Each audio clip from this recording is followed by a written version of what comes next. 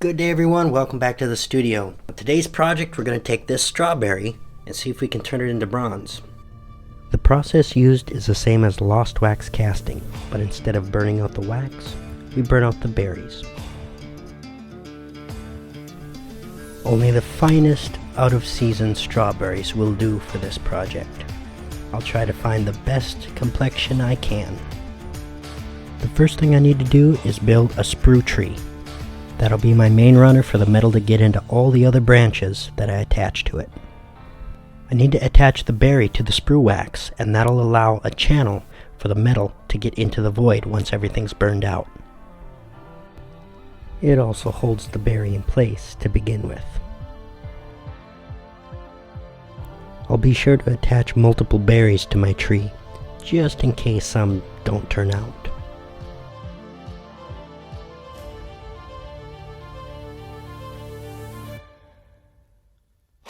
So we've got 4 berries on the sprue tree, so now we'll set it in investment and burn them out. A piece of pipe called a flask is placed around the berries.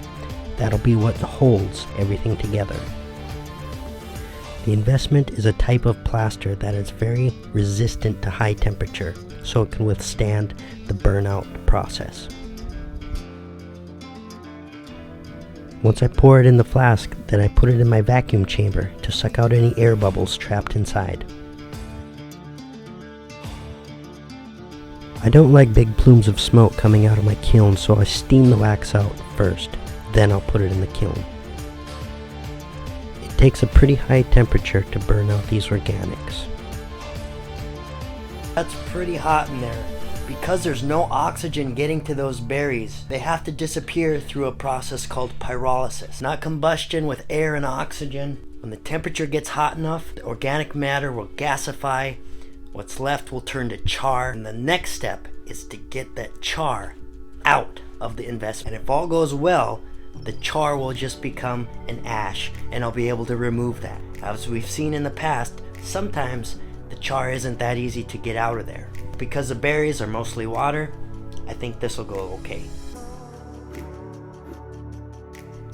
It actually looks pretty clean in there, but I wanted to give it a quick rinse just to make sure there was no ash left behind. Then it's back in the kiln to bring it to pouring temperature. Alright, we've heated it back up to temperature. Let's fill it with molten metal.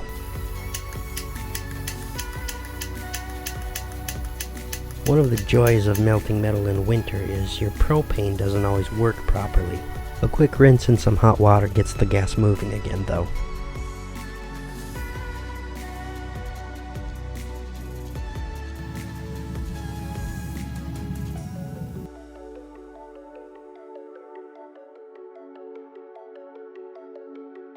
The cold weather makes it difficult even for these bigger tanks to pressure up. So I still have to get a hot water bath going to get enough pressure in the tank. Once molten, the impurities float to the top and are skimmed off.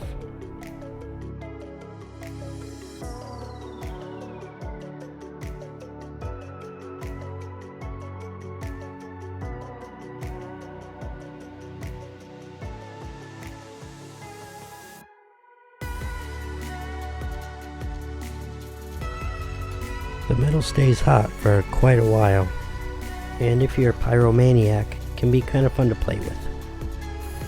Quenching helps break up the investment so I can remove the berries from the flask. Gosh, that turned out nice. This one has a little metal shrinkage on top. This looks like a bug got to it. This one also a little metal shrinkage, but the smaller ones look great.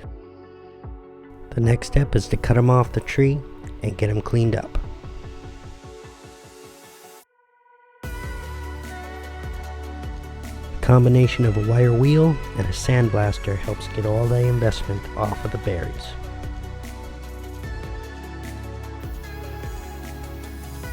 This one had a few drips at the bottom, maybe of berry juice, I'm not really sure, but I'll take the grinder and a file and take care of that.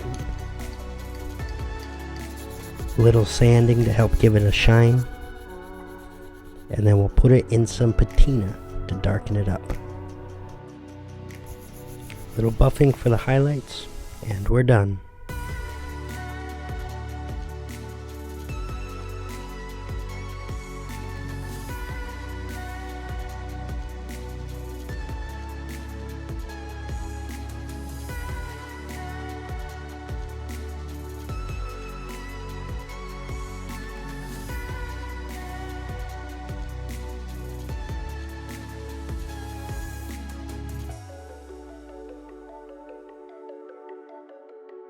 That was a fun burnout. There are some rough spots, but for the most part the surface turned out pretty good. Be sure and tell me what you thought in the comments. Tell me what you think I should cast next. And as always, thanks for watching.